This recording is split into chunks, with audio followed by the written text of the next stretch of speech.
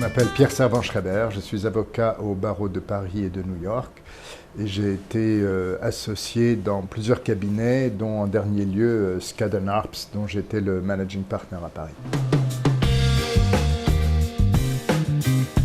Alors malheureusement, les journées d'un avocat d'affaires se passent de plus en plus à son bureau devant son écran.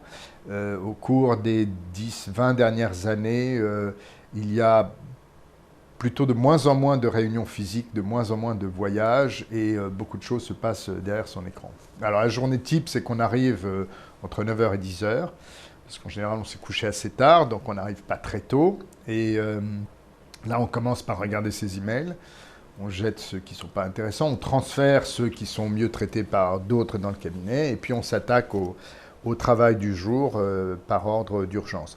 Ensuite, le profil de la journée, il dépend un peu quand même de la seniorité. C'est-à-dire que quand vous êtes stagiaire ou première ou deuxième année, il n'est pas rare que vous travailliez tous les jours sur le même dossier. Par exemple, dans les due diligence dont je parlais tout à l'heure, il y a tellement de documents à regarder qu'il ne suffit pas d'une journée et donc vous allez faire ça à peu près tous les jours.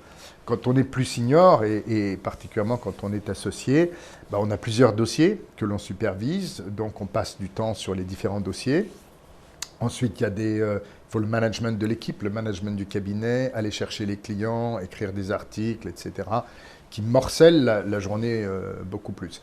Maintenant, au sein d'une équipe, il est fréquent qu'on se voit au moins une fois par jour pour faire le point sur le dossier en cours. Pas forcément toute l'équipe, mais par petits groupes. Je vous donne un exemple. Dans un contrat d'acquisition dont j'ai la responsabilité, je vais certainement avoir une réunion dans la journée avec ceux qui rédigent le contrat pour voir où ils en sont et voir s'ils ont des difficultés. Je vais avoir une réunion avec les gens qui s'occupent de la due diligence pour être sûr qu'ils n'auront pas trouvé de cadavres dans les placards, etc. Alors, avocat d'affaires, c'est un terme générique qui recouvre beaucoup de choses. Donc, ce que je dois dire en tout premier lieu, c'est que moi, ma spécialité, c'était les fusions-acquisitions. Faire des fusions-acquisitions, ça consiste en quoi ? C'est très simple à comprendre. Imaginez que vous veuillez acheter une voiture de collection, par exemple. Donc, c'est quand même pas mal d'argent. Vous voulez vous assurer que vous n'allez pas avoir de problème après, qu'elle a été bien entretenue, etc. Donc, vous allez demander à quelqu'un qui s'y connaît de regarder pour vous et de vous dire quel est le bon prix. C'est un peu pareil pour les avocats. Quand on travaille sur un dossier d'acquisition, on va être un peu le chef d'orchestre parce qu'il va y avoir d'autres sous-spécialités qui vont venir se mettre avec nous pour faire ce dossier. Par exemple, les fiscalistes qui vont regarder comment le traitement du paiement va être fait sur un plan fiscal, les spécialistes de droit social parce qu'il va falloir consulter les représentants du personnel dans les différentes sociétés concernées. Il peut y avoir des spécialistes en propriété intellectuelle pour les brevets, les marques, etc. Donc nous, on va être un peu le chef d'orchestre. On va être comme le mécano qui regarde sous le capot. On va faire ce qu'on appelle des due diligence, c'est-à-dire regarder ce qu'il y a dans l'entreprise, les contrats qu'elle a signés, les contentieux en cours, etc., pour se faire une idée de la qualité, si vous voulez, des actifs et puis de la société elle-même. On va négocier avec les avocats de la partie en face, acheteur ou vendeur. Et puis, on va rédiger les contrats et finalement faire ce qu'on appelle le closing, c'est-à-dire le moment où la propriété des actions et de l'argent change de main.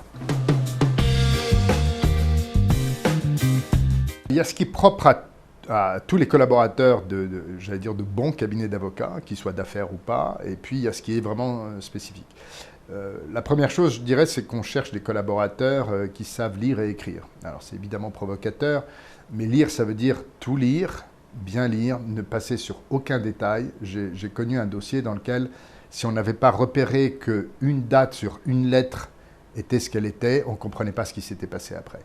Donc ça veut dire, pareil, quand on cherche un texte de loi ou une jurisprudence, il faut bien tout lire, parce que parfois on se retrouve dans des situations difficiles si on a survolé un peu trop vite. Pour écrire, il faut écrire très bien, c'est-à-dire des phrases simples mais très claires pour tout le monde, sans faute d'orthographe, etc. Il faut aussi beaucoup de notions de service. L'avocat, c'est un métier de service. Donc que l'on soit associé ou tout jeune collaborateur, c'est la même chose. On doit donner envie aux gens de travailler avec vous. Alors quand on est associé, c'est ce qu'on essaie de transmettre aux clients ou aux clients potentiels. Quand on est jeune collaborateur, c'est ce qu'on transmet à son équipe.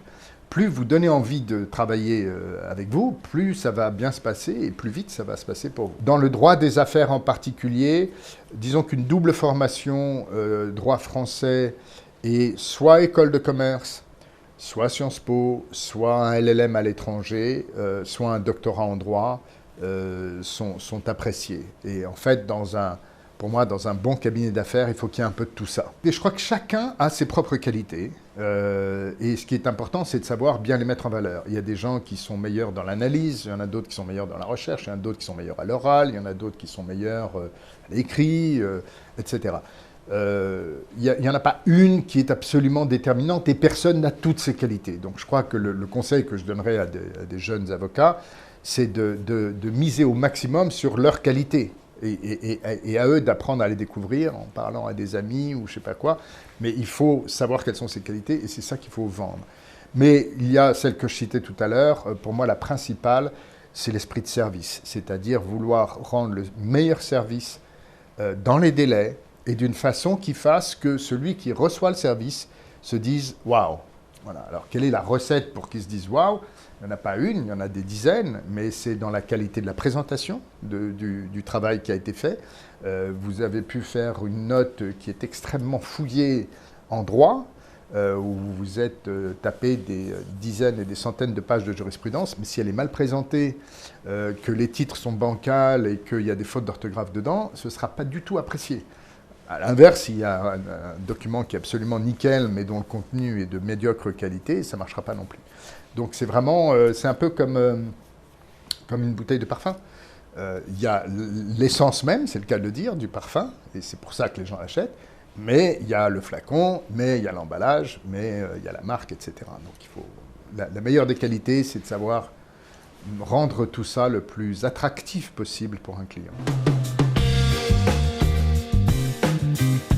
Plus la structure est grande, plus en général la rémunération est importante, l'intérêt des dossiers est important et la qualité de la formation est importante. C'est une généralité, et comme toutes les généralités, elle supporte beaucoup d'exceptions, mais on peut se dire que globalement c'est comme ça. Mais en revanche, plus c'est difficile d'y devenir associé.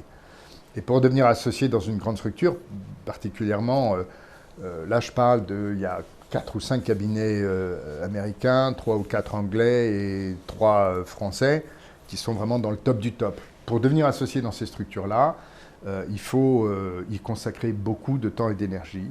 Donc il faut avoir, quand on rentre dans ces cabinets-là, il faut, pas au tout début, mais enfin au bout de 2-3 ans, il faut se poser la question. Soit on veut devenir associé, et alors il va falloir se retroucher les manches et travailler vraiment beaucoup.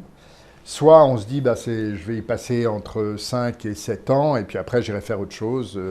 Voilà. Quand on est dans des plus petites structures, on dit souvent qu'elles sont plus humaines. C'est pas faux, mais je dirais qu'il y a plus d'éclat de rire, mais il y a aussi plus d'éclat de voix, souvent, dans les petites structures. Donc c'est moins polissé, c'est moins feutré comme atmosphère. D'aucuns trouvent ça beaucoup plus agréable, d'autres moins agréable. On y devient plus facilement associé, et les rémunérations sont moins élevées. Dans les petites structures, la rétrocession d'honoraires pour un avocat, c'est le tarif UJA. Chez Skadden, que j'avais l'honneur de diriger, on était ceux qui payaient le plus à Paris et c'était 110 000 € par an.